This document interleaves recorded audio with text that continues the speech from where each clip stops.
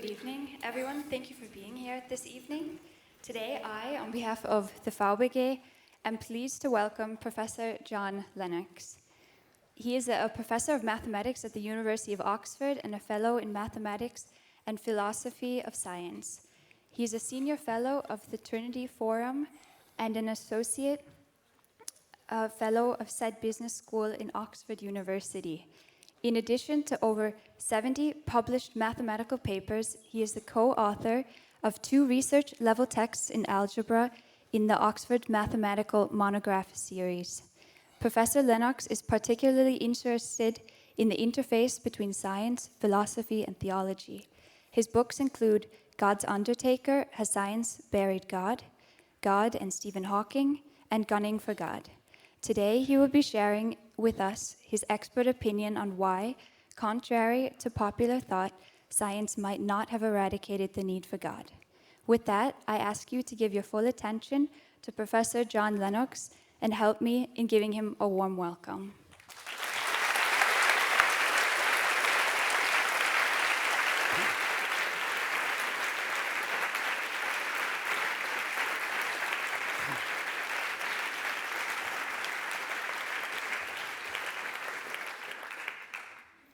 Weil wir in Zürich sind, meine Damen und Herren, darf ich Sie grüßen in der Ortssprache. Je suis très content d'être dans la Suisse. Dami i gospoda, ja очень рад быть здесь с вами. I'm delighted to be with you all this evening in this famous university. Our topic tonight is the question, do science and God mix? And I want to suggest quite provocatively that there's another question to be asked. Do science and atheism mix? Now, going back in history, I've always been fascinated with Socrates, the famous Greek who asked questions. And I spent my life since my teenage in Ireland asking the big questions, and that's why I'm here tonight. I'm a mathematician, but very early on I asked the question, where does mathematics fit in science? And then the question, where does science fit in the big questions of existence? And of course, when we go back to Plato and they tell us that all philosophy is simply footnotes to Plato, we find this choice which is with us in the academy today. Whether all this, which they call the universe, is left to the guidance of unreason and chance, or on the contrary, as our fathers have declared, ordered and governed by a marvelous intelligence and wisdom. And in a sense, that encapsulates both the atheistic and the theistic views of the universe. And I want to suggest to you that the philosopher Alvin Plantinga is right when he says these two things. Firstly, the alleged conflict between science and theism is superficial. There is real concord. However, the alleged concord between science and atheism is also superficial. There is real conflict. Now, when it comes to answering questions, we must base our answers, if they are to be credible, on evidence. And I want to approach this from several different evidence bases. And the first and very important one is that of history. What does history tell us about the roots of modern science? So let's look at some of the pioneers of modern science: Galileo, Kepler, Newton, Maxwell, and others. Kepler said the chief aim of all investigations of the external world should be to discover the rational order which has been imposed on it by God and which he revealed to us in the language of mathematics. Now, the fascinating thing is this, that the towering pioneers of modern science all believed in God. And that wasn't a hindrance to their science. It was actually the motor that drove their science, according to historians of science. Men became scientific, C.S. Lewis wrote, because they expected law in nature, and they expected law in nature because they believed in a lawgiver.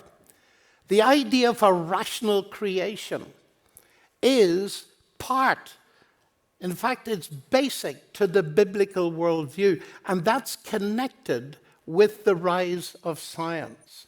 So as I start, I want to tell you straight, I am not ashamed of being a Christian and a natural scientist, because arguably it was Christianity that gave me my subject.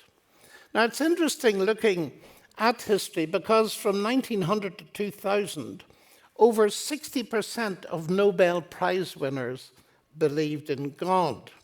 And I want to introduce you to one of them, of whom you've probably never heard. But then he's important because he's the only Irish Nobel Prize winner.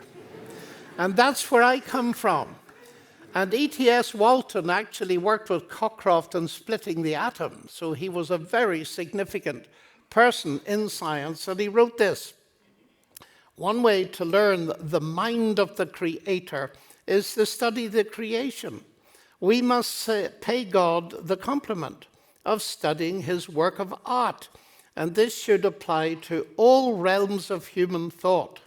A refusal to use our intelligence honestly is an act of contempt for him who gave us that intelligence. So these scientists had faith in God, and I said to you before how C.S. Lewis summarized it. So it's pretty obvious that the alleged conflict between science and theism is superficial. But you won't be content with that. Why? Because there's a deep perception that there's somehow a serious conflict somewhere. And you would be right. There is a conflict. It's not between science and God, but it's between the worldviews that scientists hold. Let's take two very famous scientists. Sir Isaac Newton, discoverer of the law of gravitation. He wrote, "Don't doubt the Creator, because it is inconceivable that accidents alone could be the controller of this universe." And then the late Stephen Hawking, who occupied the Lucasian chair at Cambridge that Newton had held long before him. He also works on gravity, black holes. And he wrote, "God did not create the universe." So there's an immediate tension, but please notice, these men are not divided by their science. They're both brilliant scientists. They're divided, though, by their worldview. And I want to suggest to you that if you're going to understand what's going on in the academy today, the conflict is not between science and God at all. It's between the worldviews, mainly of atheism and theism, and there are brilliant scientists on both sides. There are living Nobel Prize winners in physics who are Christian, and there are those who are atheists. It's a worldview conflict. And so there's another question we can ask. Where does science sit in the debate? Does it point towards atheism? Does it point towards theism? Or is it neutral? Now, I want to talk to you a little bit about what fuels this conflict.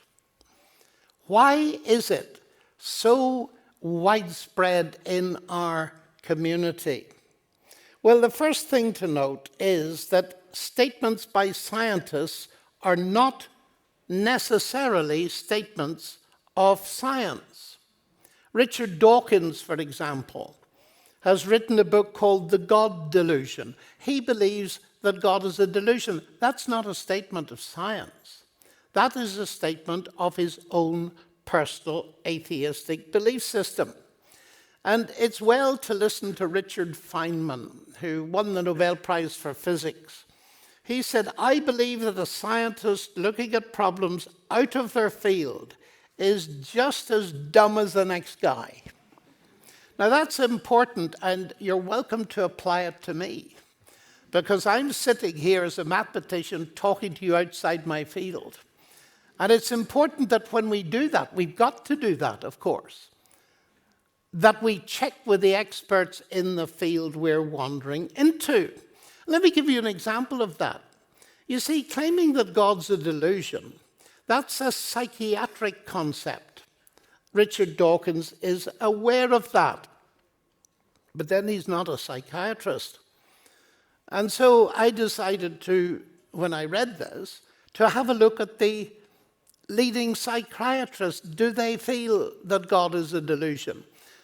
And I found that at the very top of, in our country, the president of the Royal Society of Psychiatrists holds that God is not a delusion.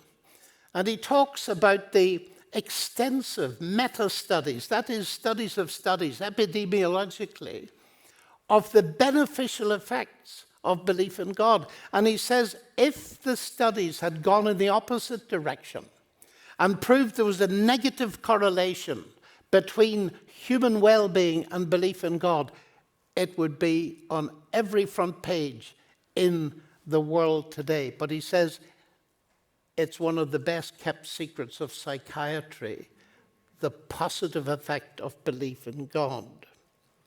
And so we get statements by scientists which are not statements of science. Here's another one. Stephen Hawking. He was asked by one of our leading newspapers about religion, and he said religion is a fairy story for those afraid of the dark. And they very kindly came to me and asked me my opinion of this statement. And I said, do you want a one-line reply? Oh, they said, we'd love a one-line reply. So I said, okay, here's a one-line reply. Atheism is a fairy story for those afraid of the light.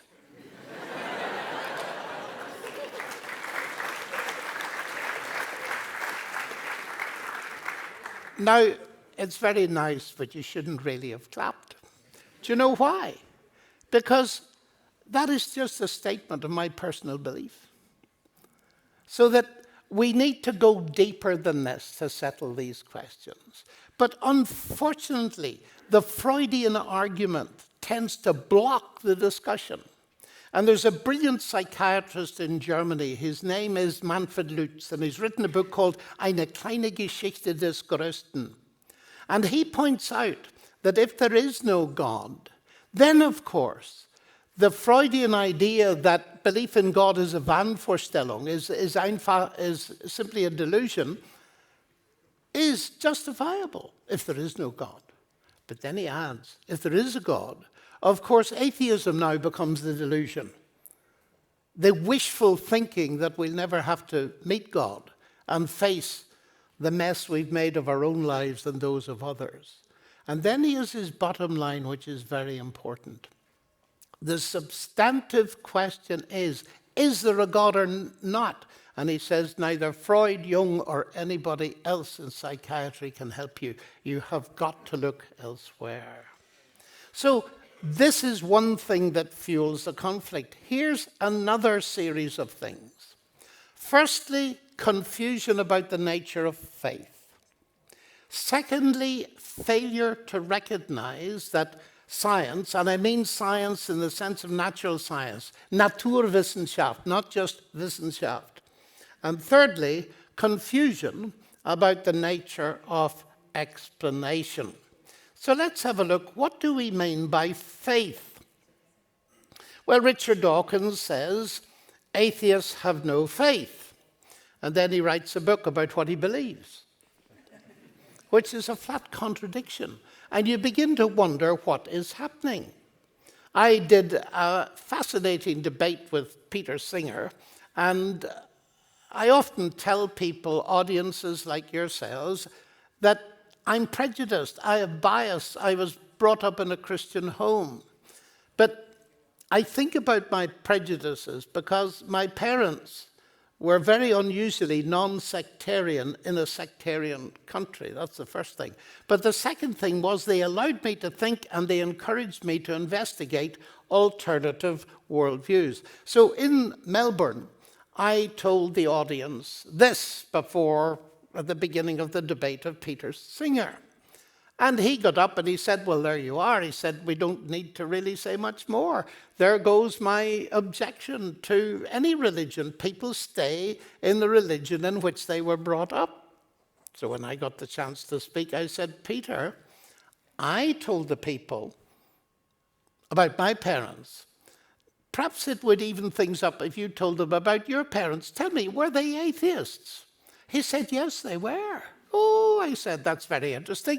So you remained in the faith in which you were brought up. Oh, but he said, it isn't a faith. Oh, I said, Peter, I'm really sorry. I thought you believed it. And of course, the place erupted and cyberspace erupted with comments like this. Here is one of the world's leading philosophers, and he doesn't realize that his atheism is a belief system. Now, that is hugely important in the debate because the new atheists, so-called, they're old now, but the new atheists have spread about the idea that faith is a religious word and it means believing where there is no evidence. And so you get Richard Dawkins saying, a case can be made that faith is one of the world's great evils, comparable to the smallpox virus, but harder to eradicate. Faith, being belief that isn't based on evidence, is the principal vice of any religion. That is the definition not of faith, but of blind faith. And it is extremely misleading, because when you look at a dictionary, this is the Oxford English Dictionary on faith, you discover it means belief, trust, that which produces belief, evidence, token, pledge, engagement, trust in its objective aspect, observance of trust, fidelity, confidence, reliance and belief proceeding from reliance on testimony or authority. That is, faith, in order to be credible, must be backed up by evidence. And we all know what that means. You have reasons for trusting your friends. You don't trust everybody. You have reasons as students in a university like this for accepting certain statements and rejecting others. You're taught to look for the evidence base. The problem with the word faith is that it has several meanings. It can mean objectively religion, like the Christian faith or the Jewish faith. It can mean subjectively my response to something. I have faith in that. I trust that. The third thing that often gets lost in this is that because faith is not a religious word, it's a normal word that means trust and confidence and so on, that needs an evidence base, it is utterly essential to science. Einstein, who was pretty bright, as you know, he realized this. Just look at what he says about it.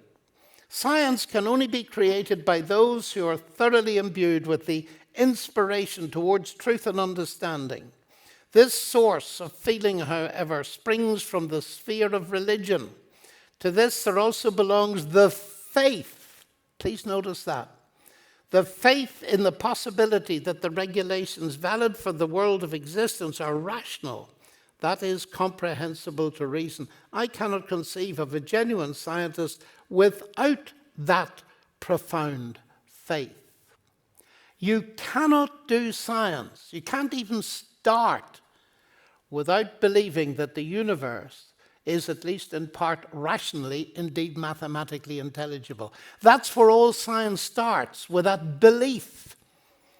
And then the question has to be asked, what justifies that belief? The pioneers of science justified it because they believed that God had created the universe. We later move on to see if atheism can justify it. But let me point out as a Christian now that Christianity is also evidence-based. And the most famous statement about that you'll find in John's Gospel. Now, Jesus did many other signs in the presence of his disciples, which are not written in this book. But these are written so that you may believe that Jesus is the Christ, the Son of God, and that by believing you may have life in his name. In other words, John says, I have selected evidence on which a faith commitment can be based. And that's why I'm a Christian, because I believe the evidence backs up the truth claims that Jesus Christ made. Science makes truth claims. Christianity makes truth claims. Of each of them, we have to ask, is there adequate evidence to commit ourselves to them? Now, you can have unlimited faith in science. And that's dangerous. We call that scientism. Bertrand Russell put it this way, although he himself didn't really believe this. Whatever knowledge is attainable must be attained by scientific methods. And what science cannot discover, mankind cannot know. Now, I hope you're up for a bit of logic. Just look at that statement. Is that a statement of science? No. So if it's true, it's false. Do you see that? Oh, well, you need to think about it a little bit then. You see, if it is true, then that statement must be achieved by scientific methods, but it's not a statement of science, so it cannot be. It's extreme, it's incoherent, actually. And the Nobel Prize winner, Sir Peter Medawar, puts the balance beautifully in a wonderful book called The Limits of Science. The existence of a limit to science is, however, made clear by its inability to answer childlike elementary questions having to do with first and last things, such as how did everything begin? What are we all here for? What is the point of living? And he said it's to the spheres of literature and religion and philosophy that we must turn for answers to these questions. Now, with that in mind, we come to Stephen Hawking and his famous book, The Grand Design. And when I first got a copy of it, I was very intrigued to see him listing what he felt were the really big questions of existence. Here they are. How can we understand the world in which we find ourselves? How does the universe behave? What is the nature of reality, etc., etc., etc.? Why is there something rather than nothing? And then I thought about them, because Hawking is about to say that the only way of answering them is by science. But careful examination shows that only one of them is accessible to science, that one. How does the universe behave? But Hawking won't hear of it, because here is his key statement. Traditionally, he says, these are questions for philosophy. But philosophy is dead. Philosophy has not kept up with modern developments in science, particularly physics. Scientists have become the bearers of the torch of discovery in our quest for knowledge. When I read that, I was intrigued. When the Department of Philosophy at Cambridge University read it, they were mad. And Hawking got into a lot of trouble over that, especially because what's his book about? The philosophy of science. And this is very strange, and it seems to me to illustrate Feynman's statement. The real danger when we go beyond our subject of beginning to talk nonsense. And it's very interesting then to say, look, you say that philosophy is dead, which of course is not the case because you believe in it as much as anybody else. But what I want to know, and by the way, we're going to have a Q&A session. Please think of questions while I'm talking so that you don't base the questions on the last 30 seconds of what I say. Secondly, keep them on the topic. Believe it or not, I am not going to discuss Brexit or Boris Johnson or anybody else. So let's concentrate on how do we get from Newton's theism to Hawking's atheism.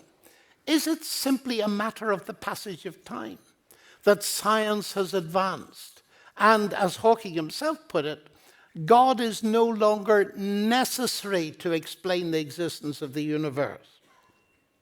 Well, I don't think so. I think the move is made on the basis of three false ideas. Firstly, in logic. Secondly, ideas about God. And thirdly, ideas about explanation. So let's go to the absolute heart of Hawking's atheism. Why does he think you can eliminate God as a potential creator of the universe? Here it is. Because there is a law like gravity, the universe can and will create itself from nothing. Now, when I read that, my love of logic came pouring out. And I thought, just a minute. Because there is a law like gravity, because there is something, the universe can and will create itself from nothing. That's a flat contradiction, actually. Secondly, I notice he says because there is a law like gravity. Not because gravity exists, although I suppose he assumes that, but I began to wonder whether or not there's a profound philosophical mistake being made here in thinking that laws are creative. That is relatively common. I was lecturing last week in Coventry Cathedral to a huge audience of 1,500 people, and my fellow lecturer was the famous Paul Davies, a physicist. And he believes that mathematical laws might be the creator. And I never forget having a little discussion. I tend to have vigorous discussion with atheist scientists, as you may know, Peter Atkins. And I said, Peter, tell me, what created the universe? And he said, mathematics. Now, I had never met him before, and I'm afraid I was so taken aback, I very rudely laughed. And he was not very pleased. And he said, what are you laughing at? I said, you know, Peter, I'm really sorry, but that must be the silliest thing I've heard for a very long time. He said, why? Well, I said, look, 1 + 1 = 2. Did that ever put $2 in your pocket, or £2 or 2 francs? Of course not. I reminded him that the banking crisis was partly caused by some bankers who thought that doing mathematics creates money. I hope there are none of them here. You see, it is a mistake to think that laws can even move anything. Think of Newton's laws of motion, which I love to teach in mathematics classes.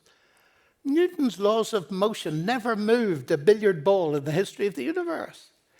People with cues do that. The laws describe the motion once it's happening. They don't cause it.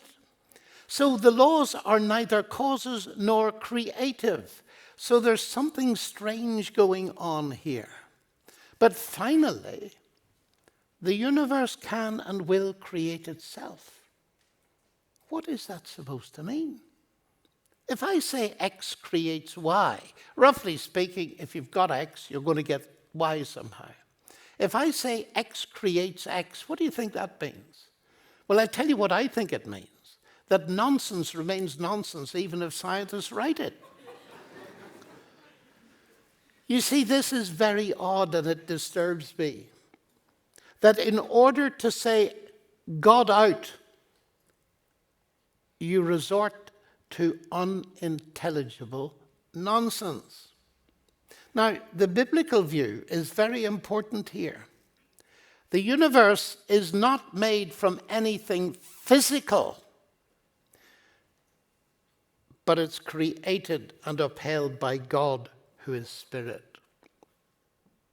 Do you know, it's interesting where we stand in the history of thought. This is the first time, so far as I know in history, where when we think of the ultimate question of why is there something rather than nothing, the answers offered are God or nothing. I never thought it would quite come to that. Now, of course, when you investigate what they mean by nothing, you find some very interesting things being written. Hawking thinks nothing, well, it's not nothing, it's a quantum vacuum. But the most interesting expression of nothing, do you know, I love giving lectures on nothing. It's become a fascinating topic, actually, all over the world. But I'm only just going to quote one astrophysicist, Lawrence Krauss, who, in his book, A Universe from Nothing, he says this. Listen carefully. Because something is physical, nothing must be physical, especially if you define it as the absence of something. What? Again, this is a degeneration into absolute nothing. And Lawrence Krauss, here is the famous quote. I conclude from this that something very strange is going on here. There's such a desperate attempt to get rid of the foundational idea that catapulted modern science into existence, that there is a God who is a creator, that we're now reduced to the potentiality of nothing, and we run into self-contradictions all over the place. And I just say that for you to think about. The second problem is a problem about the nature of God. You see, when I was younger and I used the word God, people would understand, in Europe at least, I'm talking about the eternal creator of and upholder of the universe. But now, of course, people tend to think of the God of the Bible as, well, like one of the ancient Greek gods of lightning or thunder and that kind of thing. And we know about those gods that science does a very good job of abolishing them. In the ETH here, first course in atmospheric physics, will get rid of the god of thunder and lightning both at once. And so the idea has grown up that people like me believe in God because we've no other explanation. And God is a kind of placeholder, an X that will do as an explanation until science fills the gap. We call that a God of the gaps. Well, that explains to me why, and I didn't understand it for years, why Hawking and others say to people, you must choose between God and science. I could never understand that. Newton didn't do that, Kepler didn't do that, and so on. Until I realized that the problem is with the definition of God. It's nothing to do with science. You see, if you define God to be the explanation for what science has not yet explained, then of course you have to choose between God and science as a matter of logic and definition. But let me make very clear to you that the God of the Bible is not a God of the gaps. He's God of the whole show. I hope you've read the first sentence in the Bible, which goes like this. In the beginning, God created the bits of the universe we don't yet understand. Well, it doesn't actually. He created the heavens and the earth. That is the whole show. The bits we do understand and the bits we don't understand. Now, here's the interesting thing. The things in science that pointed Newton and others to the hand of God were not the bits they didn't understand. They were the bits they did. So when Newton wrote his Principia Mathematica and hoped in the foreword that it would convince thinking people that there was a deity, it was the bits he did understand that he was expounding. And his attitude was simply this: look at the universe. Look at what I've understood of it. What a genius of a God who did it that way. And that's true of the way our minds work. If you know something about engineering as a result of studying here, you could admire the genius of, say, the construction of a turbofan jet where I wouldn't understand it. If you studied art, you could admire the genius of a Rembrandt. I can't because I don't understand the detail. It's what we do understand of the universe that enables us to see that behind it there was a divine intelligence. But now we come to number 3. False ideas about the nature of scientific explanation. And I just mentioned in passing that I used to think, because I wasn't well taught at school in the early days, that the law of gravity explained gravity. That is what it doesn't do. Newton realized that. Non fingo hypothesi, he wrote. I don't pretend to understand what gravity is. Nobody knows what gravity is, even today. The law of gravity gives you a brilliant way of mathematically calculating the forces between large bodies. But let's move on from there and see that there's levels of explanation. Why is the water boiling? Conduction of heat is agitating the molecules of water in the kettle, and so it's boiling. Yes, it is, but it's boiling because I would just love a cup of tea. This will have to do. Now, you see, there are 2 explanations for the same phenomenon. Think carefully about them. There's a scientific explanation in terms of law and mechanism, but there's a second explanation in terms of personal volition. I want a cup of tea. Personal agency. Which is the more important explanation? Well, I think we realize people have been enjoying tea for centuries before they knew anything about heat equations. In science, the heat equations, they're the important thing. But outside of science, they're not. There are 2 non-conflicting, non-competing levels of explanation for almost everything you encounter. That's why I'm very puzzled by scientism. Science is the only way to truth. The scientific answer is the only one. And I like to formulate the situation like this. Newton's law of gravitation no more competes with God as an explanation of the universe than the law of internal combustion competes with Henry Ford as an explanation of the motor car. But there's something else very important to say about explanation. Does it always go, as we're often told, from the simple to the complex?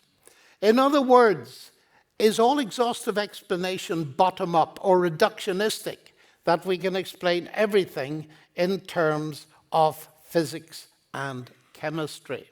People like my colleague at Oxford, Dennis Noble, point out that reductionism, if we apply it to rational thought, then it would destroy meaning. And I'm about to come to that because I think we can see this most clearly if we go back to the problem I posed at the beginning.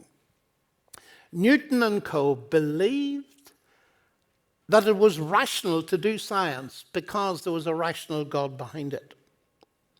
All science depends on believing in the rational intelligibility of the universe.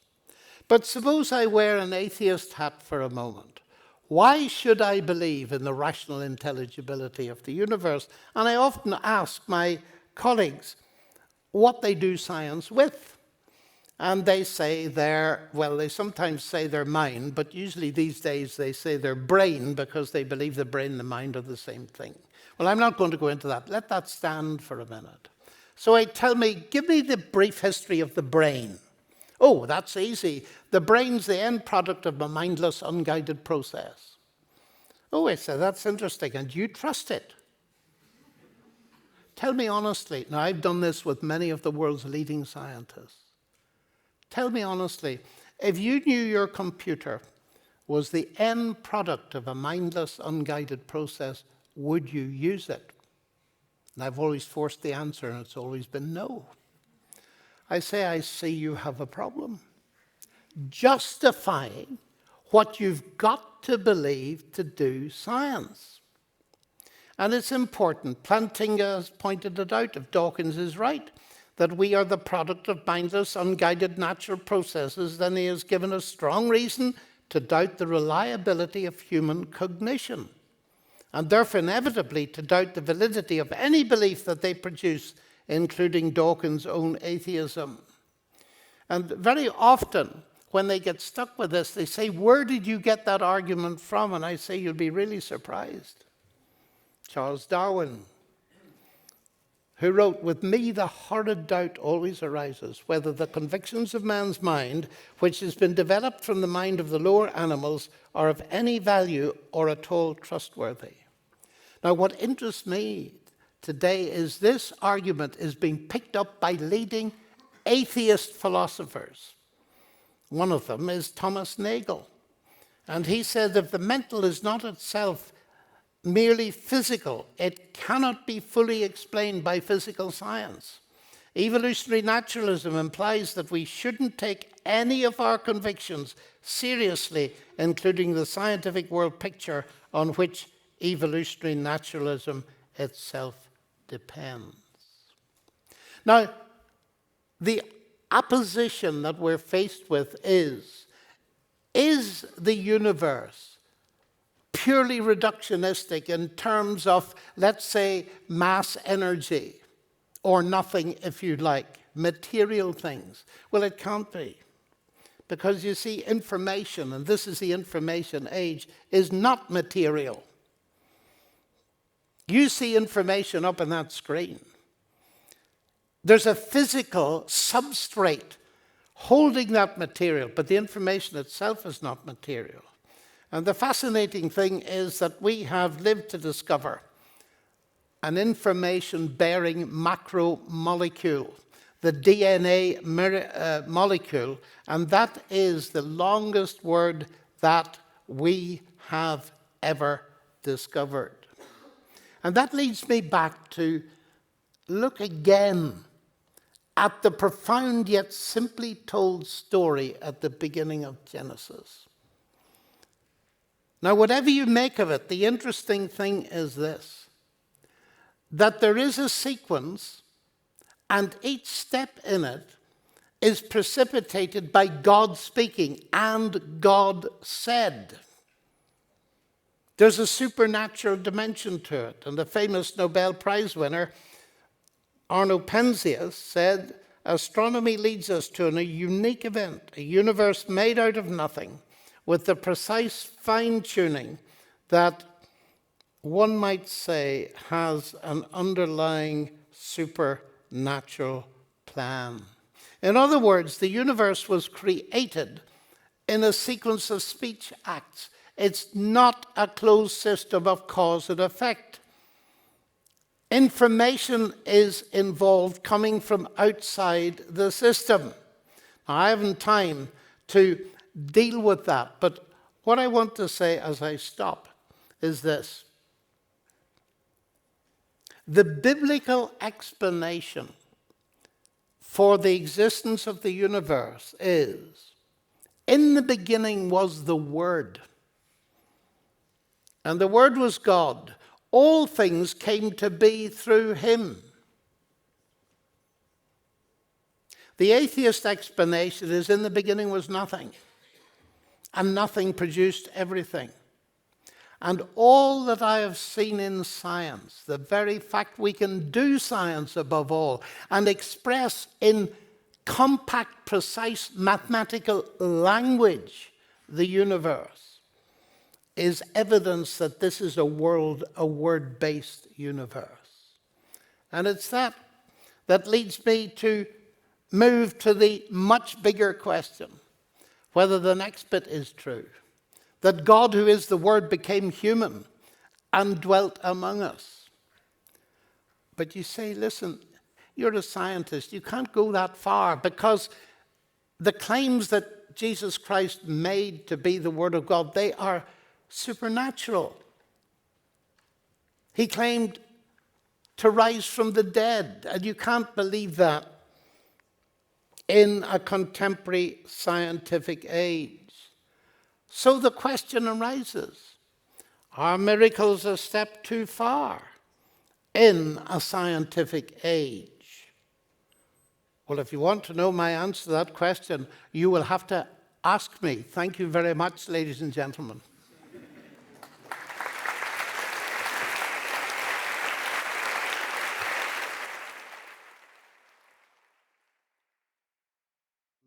A Q&A is a very unsatisfactory thing.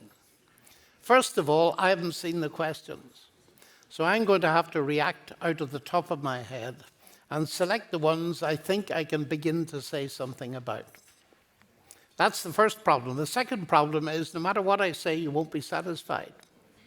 But that's okay. Because if your question is a genuine question and not just testing me to see how little I know, you'll find that out very rapidly. But if your question is a genuine question, you will not be satisfied with what I say.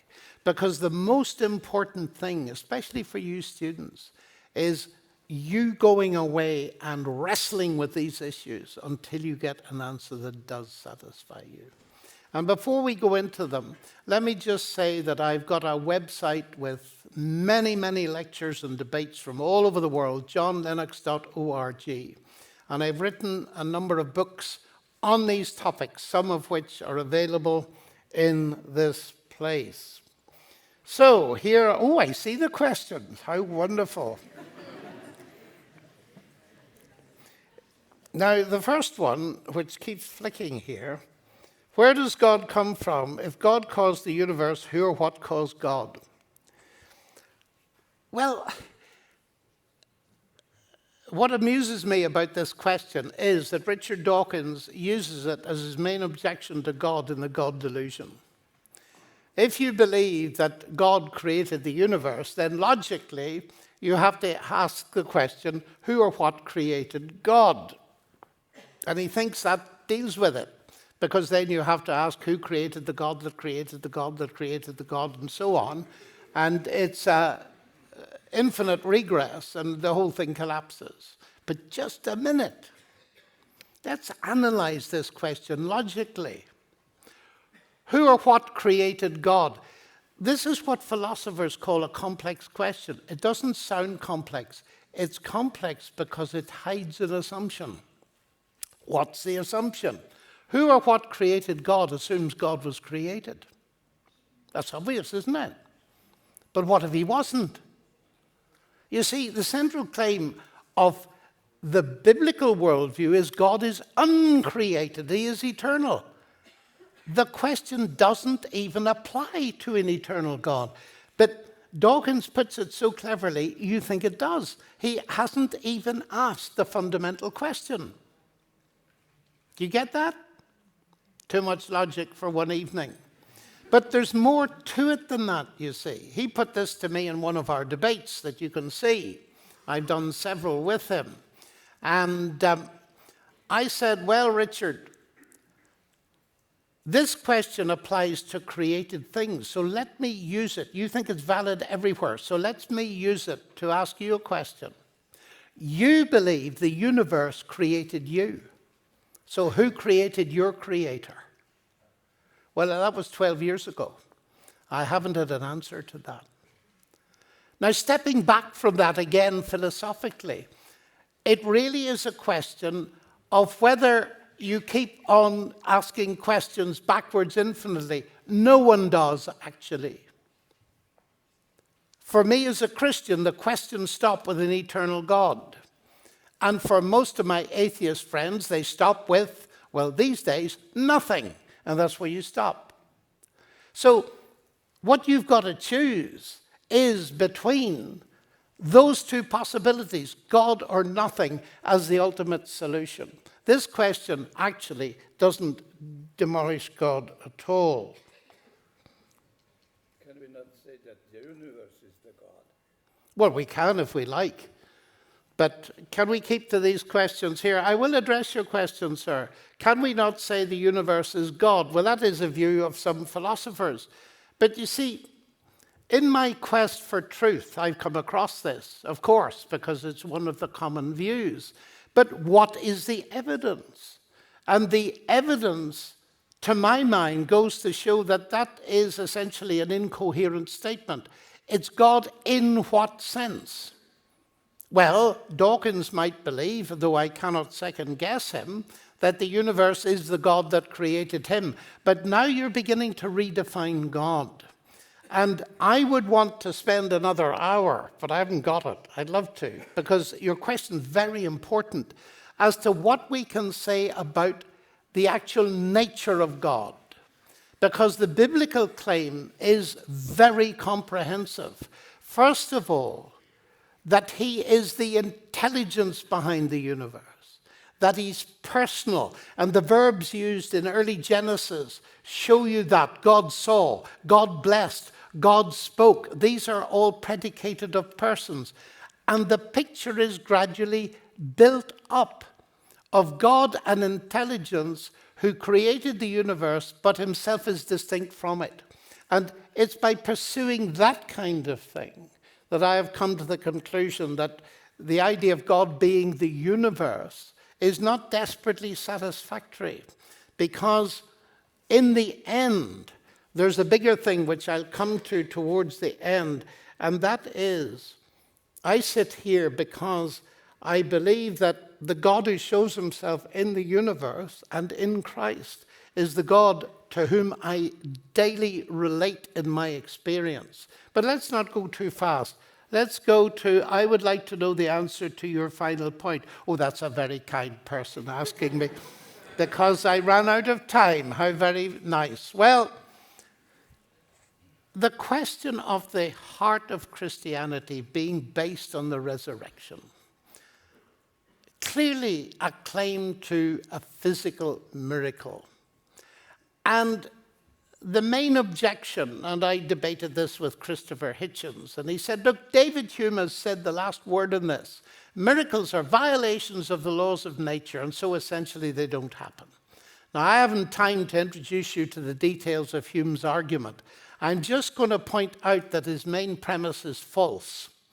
Miracles are not violations of the laws of nature. Let me give you an example. Due to C.S. Lewis, I'm staying in a very pleasant hotel in Zürich. So tonight I put 100 francs in a drawer. And last night I put 100 francs in a drawer. So how much is in the drawer? 200 francs. Tomorrow morning I find 50 francs in the drawer. What do I conclude? That the laws of arithmetic have been broken, or the laws of Switzerland? Now think about it. Clearly the laws of Switzerland. How do I know that? Because the laws of arithmetic have not been broken.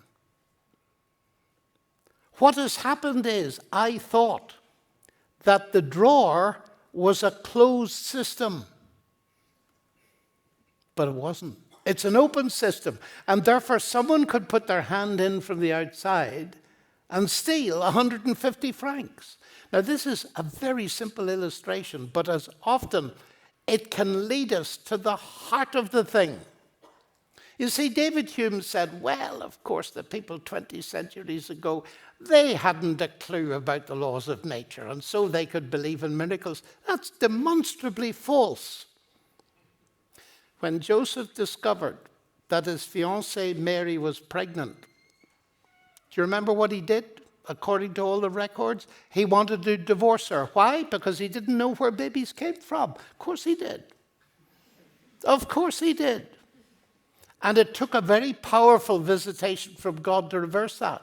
The man born blind that Jesus healed said, look, to the authorities who didn't believe he'd been born blind, he said, look, it's never been heard since the beginning of the world that a person born blind received his sight. And if people thought nothing of dead people springing up all over the place, they would have never believed that Jesus rose from the dead. It's because they knew that dead people don't normally rise from the dead, that they recognized that something exceptional had happened. Now listen very carefully. You see, as a Christian, if I was saying to you that Jesus rose from the dead by natural processes going on in a tomb 5 minutes before he rose, then it would be violating the laws of nature. But I'm not saying that. What I'm saying to you is this, that this world is an open system. It is not a closed system of cause and effect. And the God who created it and upholds it can, if he so desires, feed a new event in from outside. And the biblical claim is that Jesus was raised from the dead by the incoming power of God from the outside. That violates no laws. In fact, it's our knowledge. In order to recognize a miracle, and here's the ironic thing, you have to know the laws of nature. You have to know that nature normally operates on the basis of recognizable regularities that we call the laws. And it's that that helps us to recognize when a new event has been fed in. So that's the first step. Hume was wrong, and I remember having the chance to interview the world's greatest expert on David Hume, who in high old age, Anthony Flew, a philosopher, he came to believe because of the linguistic nature of DNA, he gave up his atheism, and he came to believe in some kind of deistic God. And I said to him, what about your books on Hume? Because he's the world expert. And this philosopher, I'd never heard such a humble statement. He said to me very quietly, I was wrong. He said I'd have to write all my books again because I was wrong on Hume. And I'll never get the chance to do so. And unfortunately, generations of thinking people have been brought up on Hume, and they think that ends the question of miracles. So miracles in principle, yes, but then you have to ask the question, did Jesus really rise? Is there evidence for that particular miracle as a historical thing? Now, I can't go into the detail, but I have written a book called Gunning for God. In German, Gott im Fadenkreuz. And the last 2 chapters of that are devoted to, 1, the philosophical answer, and 2, the historical answer, and the experimental answer, which I may say something about if I've got a minute or two. How much time have we got left? What? What? How much time? Sorry? 20 minutes. Oh, wonderful. Right. The Christianity, white Christianity, I'll come to towards the end. Is creation and evolution a contradiction? How many hours have you got? This is actually a question that many people ask. The difficulty is that both of those words have got connotations, and each of them has several meanings. But let's take the direct meaning that people think that there is a deep conflict. If you mean by evolution that unguided natural processes have, as Richard Dawkins used to suggest, produced all of life and all of its variation, then there's a huge conflict between that and the idea of God creating. For to many minds of my friends, evolution is by definition an unguided process. But we need to look at that very carefully. The Blind Watchmaker is Dawkins' perhaps his most famous book. And in it, I quote, he says, natural selection, the unguided mechanism that Darwin discovered, is the explanation, listen to it, for the existence and the variation of all of life. It is not. He admitted years after he wrote that the first half of it is absolutely wrong. Evolution is not the explanation for the existence of life for the most simple of reasons. Evolution, whatever it does, can only do it if life already exists. So it cannot logically be an explanation for the existence of life, which Dawkins now admits. And as a mathematician, it's that bit that interests me most. We haven't progressed an iota as far as hard science goes between 1953, when it was thought they'd solved the existence of life by firing electrical discharges through a kind of mix that was a putative Earth atmosphere. Nobody knows how life got going. That is, unless they're prepared to admit the activity of a divine mind. So let me put it this way. Firstly, the big thing is getting life in the first place. Evolution has absolutely nothing to say about that whatsoever. Evolution is confined to the development of life. And then there's a whole spectrum. There's what's obvious. Darwin noticed the variations in finches. And you look around this room, why do we not all look the same? Because there's been natural selection going on. You know, some selection goes on at university. You might discover that as you get a little bit older. And there are mutations within the human species. That's non-controversial. But then, increasingly, there come problems. Now, I'm not a biologist, though I go to a lot of biology seminars because this interests me. And if you want to know more details of what I think about it, have a look at my book, God's Undertaker, Has Science Buried God? But let me say this. Evolution, whatever it does or doesn't do, natural selection is a mechanism that clearly does something. Now, the philosophical question is, does the existence of a mechanism that does something imply the non-existence of a creator of that mechanism? And people say to me, oh, but there's randomness involved. Well, there's randomness involved in my Swiss watch here. Does that mean it wasn't designed? No, it means it was more cleverly designed than a watch without that facility. So we need to be careful. What I do not think is possible philosophically is to deduce atheism from evolution. Because a biological theorem does not produce a worldview. They're not even in the same philosophical category.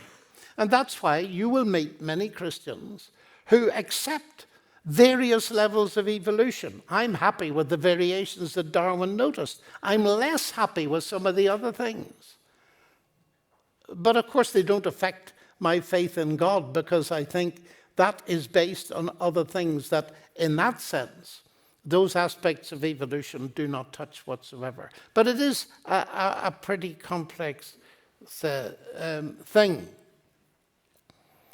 Why not agnosticism? I've just picked this up. Well, agnosko in Greek means I don't know. And when people come along to say to me, I'm an agnostic, I say, well, so am I. So you tell me what you don't know, and I'll tell you what you don't know, what I don't know, and perhaps we'll be able to help each other. But you see, that is not what most people mean by I'm an agnostic. It means I don't know and you can't know. Well, that's a very curious position. If you don't know, how can you know that I don't know? We're all agnostic about many things. That's why many of you are here tonight. You're asking questions. I ask questions all the time. I want to know. And the answer to lack of knowledge is not to go around saying I'm an agnostic, but it's to say, look, I would love to know about this, and I want to find out about this. That's the attitude of people who study in a university like the ETH. So why not agnosticism? That's a reason. Right, let's have a look here.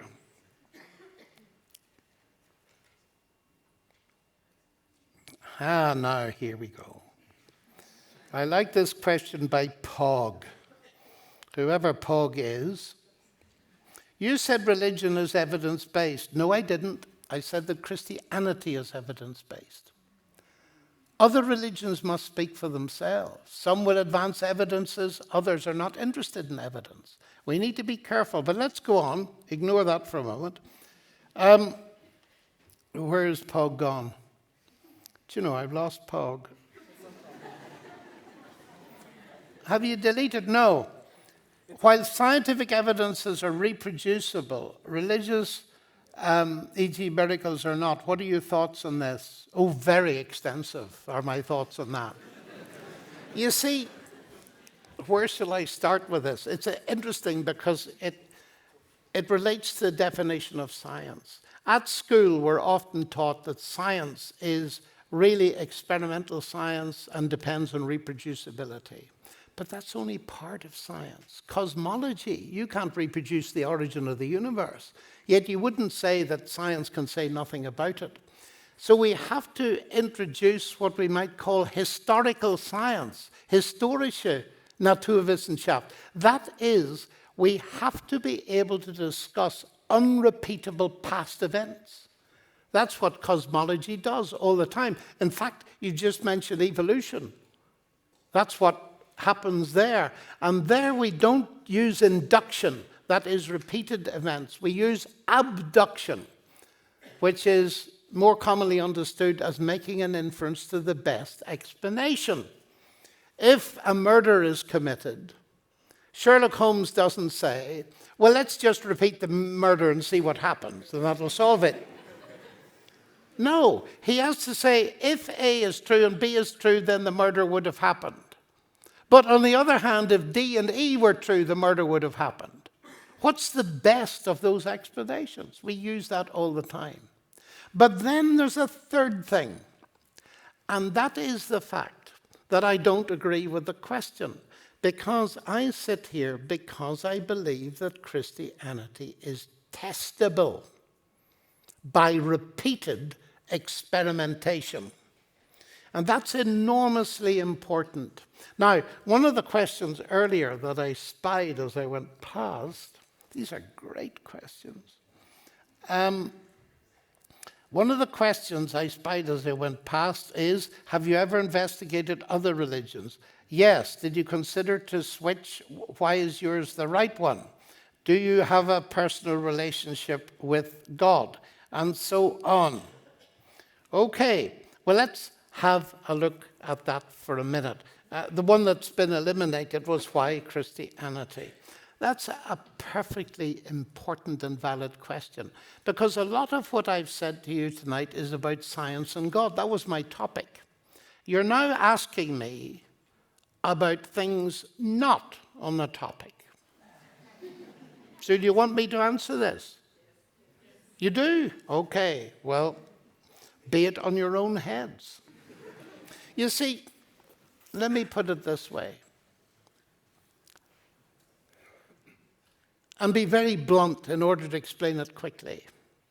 But you'll have to test this by talking to people in this audience. But Christ, when he was on earth, made several astonishing promises.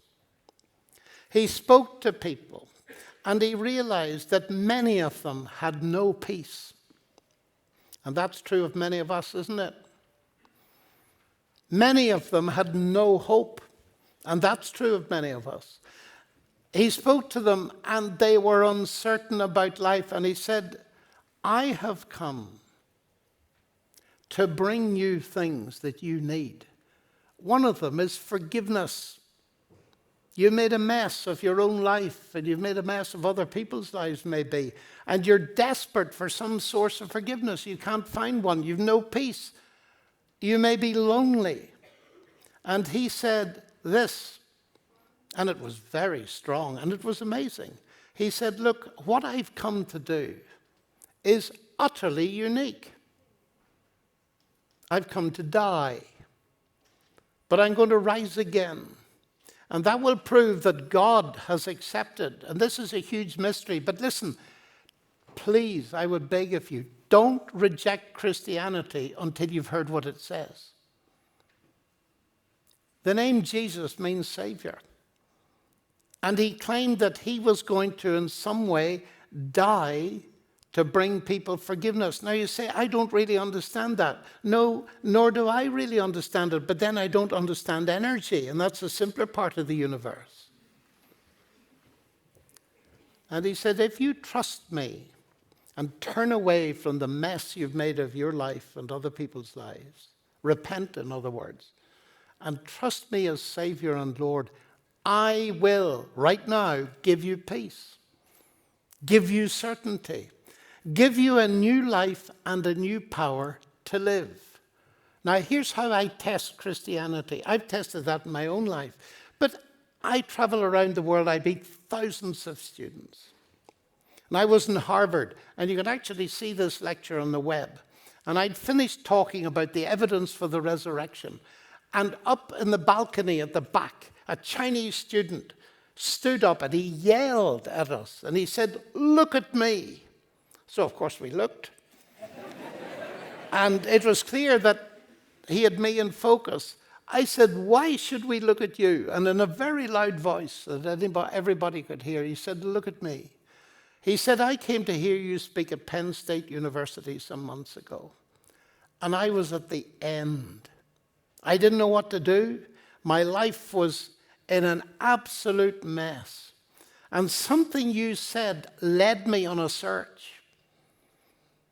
And the end of that search, I became a Christian. And he said, just look at me. And he was beaming. I've seen that hundreds of times. I meet students, some of them on the edge of suicide. Sadly, it happens these days. Broken relationships, alcohol and narcotic dependence. And I don't see them for maybe a year or two, and I meet them again, and something's different. There's a bounce in their step. They got peace, and I say, what has happened to you? And they might say, well, I became a Christian, or I met Jesus, or I was born again. They might put it in many different ways. But their broken relationships have been repaired. Their dependence on narcotics is gone. Instead of alcohol making them insensitive, there's food on the table. Now, when you see that again and again and again and again, well, you begin to think there's a connection between faith in Christ and transformation of life. And if you ask me why I'm sitting here at all, it's because I've seen that. Now, let me finally answer. I ought to, yes? I'm told I ought to. Let me finally answer why Christianity. Well, let me make clear to you, I have friends in every religion. And not every religion teaches the same thing. It's only embarrassed Christians think, or semi-Christians that think that all religions teach the same. They do not. For example, my Jewish friends think that Jesus died and didn't rise. My Muslim friends think that he didn't die. I think he both died and rose. All three of those things cannot be simultaneously possible. And so you have to answer that on the basis of evidence. But way beyond that, you see, I'm a Christian, ladies and gentlemen, because Jesus offers me something that no other religion or philosophy does. He's not competing with anybody. Why? Because what Jesus offers me is acceptance with God known now. Let me illustrate this as I close. Many years ago, I met a girl on my second day at university. She was beautiful. She's been my wife for 51 years. And I came to her one day and I said, Sally, you know, I would like to marry you. And I gave her a present. It was a cookbook. So I said, I really want a relationship with you. Now, here are the rules. And I love Apfelstrudel. So here are the rules for Apfelstrudel. You shall take so many ounces of flour, you shall take so much sugar, you shall take, and you shall put it in the oven and so on. Now, I said, it's going to be like this. If you keep the rules in this cookbook for, let's say, the next 40 years, then I will think of accepting you. Otherwise, you can go back to your mother. Why are you laughing? That's how millions of people think of God. And many people reject Christianity because they think Christianity is a system like that. You see, in this university, the ETH, your merit determines how you're going to do, the quality of your degree. In business, in Zürich, it's exactly the same. Your promotion depends on merit. But suppose I had done that. Well, my potential wife would have thrown the book very hard back in my face because it's an insult to a person to make your commitment to her based on her performance over many years. And yet, millions of people in my own country and around the world think that that's what God's like. that he gives us a path or a way or a set of rules. Some people think Christianity is like that. We try to keep them in the hope that one day God will accept us. That's why people reject religion, ladies and gentlemen, because that's a slavery. You see, I'm going around talking about these things not to gain brownie points and earn God's acceptance. I'm doing it because I got God's acceptance at the very beginning as a free gift. What is the secret of my marriage? That we accepted each other at the beginning. That's what sets a wife free to cook, or a husband, isn't it? That they know that the relationship doesn't depend. So if they occasionally bake the Apfelstrudel at 1,000 degrees centigrade, they don't get sent home. Now, I mean this very seriously. Why Christianity? Your question. It's because Jesus doesn't compete with anybody else. He offers me that love and forgiveness. And many years ago, I trusted him. And for 60 years, over 60 years, I have proved this to be real, because what I've done to be sure that it's true is to expose my faith to all kinds of objections from the most powerful atheists of the earth. And that has simply led to my convictions being stronger and stronger. So if you want to know what all this is about, and you're searching, as I hope you are, grab a Christian, squeeze them hard, and find out what makes them tick. But thank you so much for coming and listening. Good night.